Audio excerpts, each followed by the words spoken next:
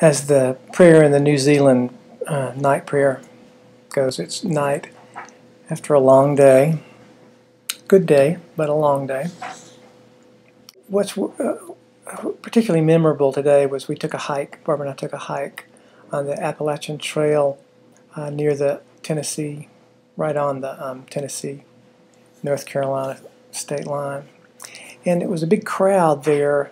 Cars had been diverted. They couldn't go to Roan Mountain, the rhododendron gardens where people would have liked to have gone, because two little kids, 6 and 4, had gotten lost the day before and had been lost all night. It was, it was about 1 o'clock, and they still hadn't been found. So we started up toward the Appalachian Trail, knowing that 60, 75 rescue folks were looking for the 2 kids, and they hadn't found them. A helicopter was flying over, and so we said our prayers, and along with everybody else, and hiked. Along the way, we saw wonderful flowers, rhododendron and flame azaleas, and things we didn't know, and some things we were curious about, and we hoped we might. I was stopping people and asking people, do you know flowers? Can you identify this one? And how about this one? And they couldn't.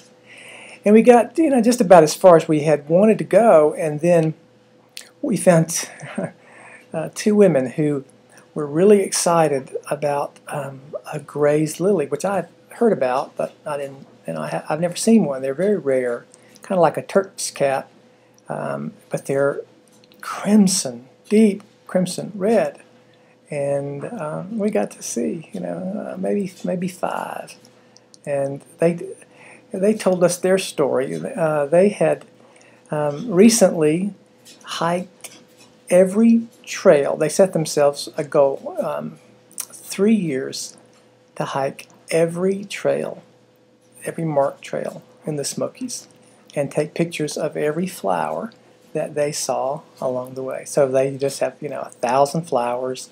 And great journals of their experiences, and they told some of those to us.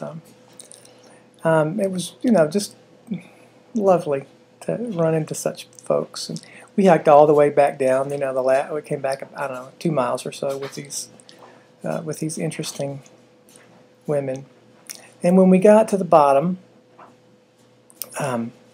we heard that the kids had been found. And what a gift! What a relief! What grace that is. Of course, it might have not turned out that way, and God would still be gracious, and the world would still be a mystery. But it turned out that way today, so we say thanks be to God. And so. The end of an interesting day, and I want to read a Celtic prayer. This is from the collection of prayers and incantations called Carmina Gadelica, which is ancient Celtic stuff. And this is just a night prayer, and it's just so personal. It's so